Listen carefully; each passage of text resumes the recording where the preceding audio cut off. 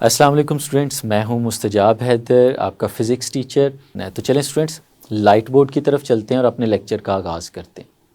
तो स्टूडेंट्स, हम लोग पढ़ रहे हैं चैप्टर नंबर 8 वेव्स, और हम लोग अब नेक्स्ट स्टेप पे जा चुके हैं वेव्स के, जहाँ पे हम इंडिविजुअल वेव्स से कम्बिनेशन ऑफ वेव्स के इफ़ेक्ट तक पहुँच चुके हैं। हम लोगों ने प्रिंसिपल ऑफ सुपरपोजिशन में देखा था कि जब दो वेव्स एक दूसरे के ऊपर सुपर इम्पोज होती हैं तो डिफरेंट तरह की नई वेव्स बनती हैं जो उनकी रिजल्टेंट वेव्स होती हैं। उन्हीं में से एक चीज़ हम लोगों ने सुनी थी, बीट्स। हम लोग इन बीट्स को अभी ऑब्ज़र्व करेंगे और ऑब्ज़र्व करने के बाद हम इसकी एक्सप्लेनेशन की तरफ जाएंगे।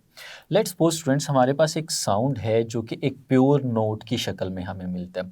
प्योर नोट यानी एक सिंगल फ्रीक्वेंसी का साउंड है जो कि हम लोग सुनते हैं। लेट्स सपोज स्टूडेंट्स, हम एक 440 हर्ट्ज़ की फ्रीक्वेंसी का एक साउंड सुनते हैं। तो सुनिएगा ज़रा।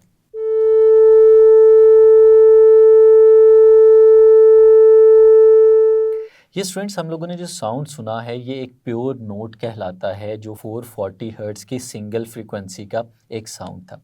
अब स्टूडेंट्स, इसी तरह से अगर हम लोग इस साउंड का एक और सोर्स भी बीच में ऐड कर लें, यानी हम लोग जैसे 440 हर्ट्ज़ की फ्रीक्वेंसी का एक प्योर नोट सुन रहे हैं, इसी तरह का 440 हर्ट्ज़ की फ्रीक्वेंसी के एक प्योर नोट का एक और सोर्स ऐड कर लेते हैं, और वो सोर्स आपके सामने यहाँ पे एक दोबारा से साउंड जनरेट करता है, वो भी सुनते हैं।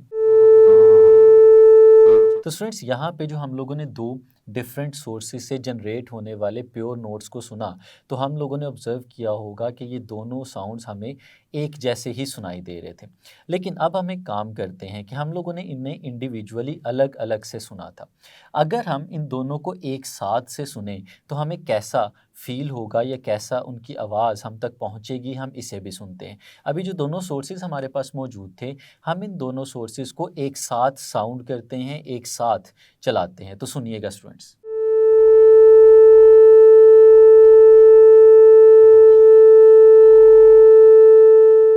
तो स्टूडेंट्स, आप लोगों ने सुना, अब जो हमें साउंड सुनाई दे रहा था ये पहले वाले से कुछ ज़्यादा डिफरेंट नहीं था।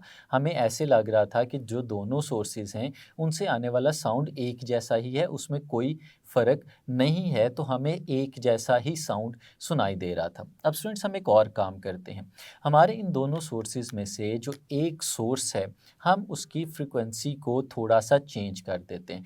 जैसे हमारा एक सोर्स जो था वो 440 हर्ट्ज़ वाला साउंड जनरेट कर रहा था। अब ये जो दूसरा सोर्स है, हम यहाँ से 441 हर्ट्ज़ की फ्रीक्वेंसी का साउंड जनरेट करते हैं और सिर्फ इसको इंडिविजुअली अलग से प्ले करते हैं। तो आप सुनिएगा, जो ये साउंड हम सुनेंगे ये 441 हर्ट्ज़ की फ्रीक्वेंसी का साउंड होगा।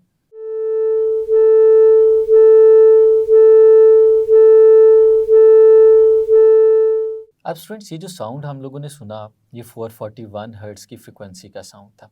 अब एक काम करते हैं, ये जो दो डिफरेंट सोर्सेज हैं हम इनको एक साथ साउंड करते हैं। एक हमारे पास 440 हर्ट्ज़ पे मौजूद है और एक हमारे पास 441 हर्ट्ज़ पे मौजूद है। हमने इनको इंडिविजुअली सुना तो हमें प्योर नोट्स जो थे वो सुनाई दे रहे थे। अब अगर हम इनको एक साथ साउंड करें तो देखिएगा, इन दोनों को एक साथ साउंड करने से हमें कैसी साउंड सुनाई देगी। सुनिएगा ज़रा।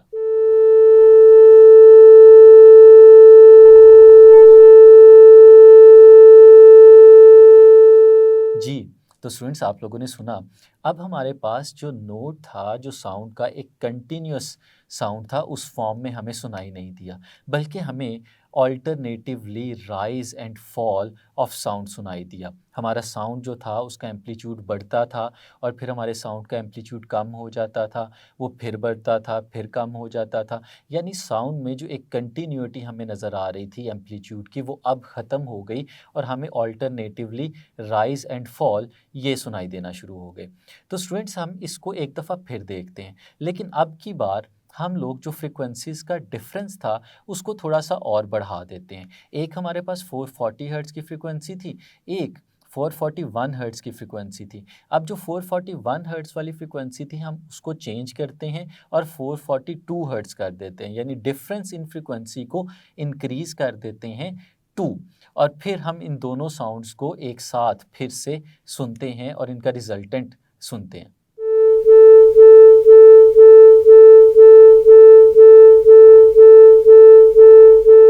तो स्टूडेंट्स आप लोगों ने सुना, इस वाले में और पहले वाले केस में आपको एक डिफरेंस फील हो रहा होगा, और वो जो डिफरेंस है वो ये है कि अब जो अल्टरनेट राइज एंड फॉल आपने सुना वो पहले की निस्बत जल्दी आ रहा था। यानी अगर हम ये कहें कि जो अल्टरनेट राइज एंड फॉल है इसकी फ्रीक्वेंसी बढ़ गई है तो ये बिल्कुल ठीक होगा। अब वो ज़्यादा तेज़ी से राइज एंड फॉल हमें सुनाई दे रहा था। स्टूडेंट्स अगर इसी चीज़ को हम फर्दर आगे की तरफ लेके चलते जाएं, यानी हम लोग क्या करते हैं कि हम लोग इसकी जो डिफरेंस इन फ्रीक्वेंसी है उसे फर्दर इंक्रीज़ कर देते हैं। लेट्स सपोज अब हम इन दोनों सोर्सेज से इकट्ठा साउंड जनरेट करते हैं, लेकिन अब इनके दरमियान डिफरेंस जो है वो 3 हर्ट्ज़ का कर देते हैं, यानी 440 और 443 हर्ट्ज़, और फिर दोबारा से इनसे प्रोड्यूस होने वाली रिजल्टेंट को सुनते हैं।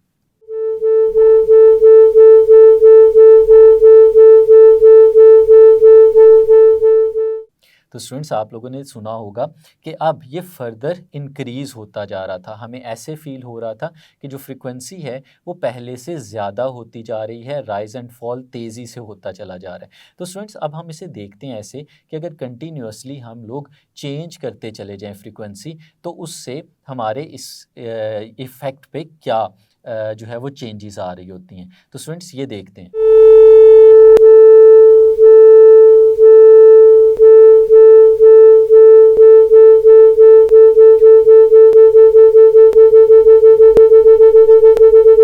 जी, तो स्टूडेंट्स आप लोगों ने ऑब्ज़र्व किया होगा कि इसमें बेसिक फ़र्क क्या आ रहा है। बेसिक डिफरेंस ये आ रहा है कि जैसे-जैसे हम फ्रीक्वेंसी का डिफरेंस बढ़ाते चले जाते हैं, हमें ऐसे फ़ील होता है कि जो अल्टरनेट राइज़ एंड फॉल है, ये तेज़ी से होता चला जा रहा है, और जैसे-जैसे फ्रीक्वेंसीज़ का डिफरेंस कम होता जाता है, ये अल्टरनेट राइज़ एंड फॉल जो है, ये भी स्लो होता चला जाता है। इसके दरमियान टाइम का इंटरवल जो है वो इंक्रीज़ होता चला जाता है।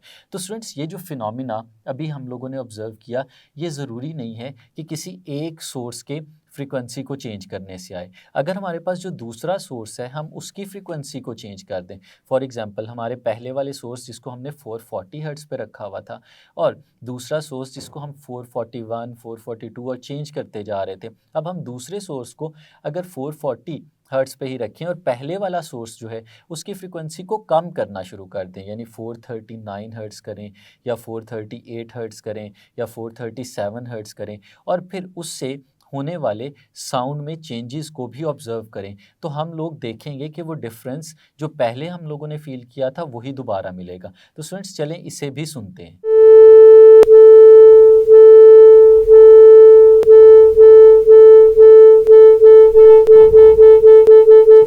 तो स्टूडेंट्स यहाँ पे हम लोगों ने ऑब्ज़र्व किया कि ये जो अल्टरनेट राइज़ एंड फॉल हम लोग सुन रहे हैं, ये सिर्फ फ्रीक्वेंसी के डिफरेंस पे डिपेंड कर रहा है। ये इस पे डिपेंड नहीं कर रहा कि कौन से वाला जो हमारे पास सोर्स ऑफ साउंड है उसको हम लोग चेंज कर रहे हैं। तो स्टूडेंट्स ये जो फिनोमिना आप लोगों ने अभी ऑब्ज़र्व किया, इस फिनोमिना को हम लोग नाम देते हैं बीट्स का। यानी अगर हम इसे फिर डिफ़ाइन करने की कोशिश करें तो हम किस तरह से डिफ़ाइन कर सकते हैं स्टूडेंट्स, ये हम यहाँ पे डेफिनेशन लिखते हैं कि बीट्स क्या होती हैं। तो स्टूडेंट्स हमने देखा कि ये जो फिनोमिना बीट्स का था ये उस वक़्त हमें सुनाई दिया जब वेव्स के दरमियान फ्रीक्वेंसी का डिफरेंस था, और उस वक़्त हो क्या रहा था, अल्टरनेट राइज़ एंड फॉल हो रहा था। फिर स्टूडेंट्स बीट्स को हम इस तरह से डिफ़ाइन कर सकते हैं कि when two waves of slightly different frequencies traveling in the same direction they will produce beats। ये स्टूडेंट्स इसकी प्रॉपर डेफिनेशन है जो आपको स्क्रीन पे लिखी हुई नज़र आ रही है।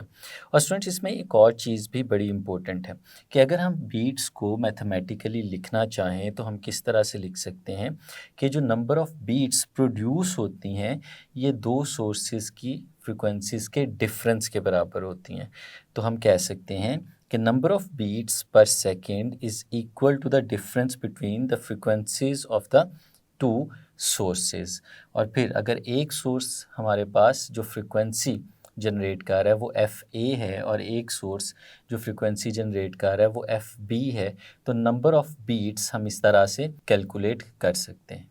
तो नेक्स्ट लेक्चर में मिलेंगे, तब तक के लिए इजाज़त दीजिए। अल्लाह हाफिज़।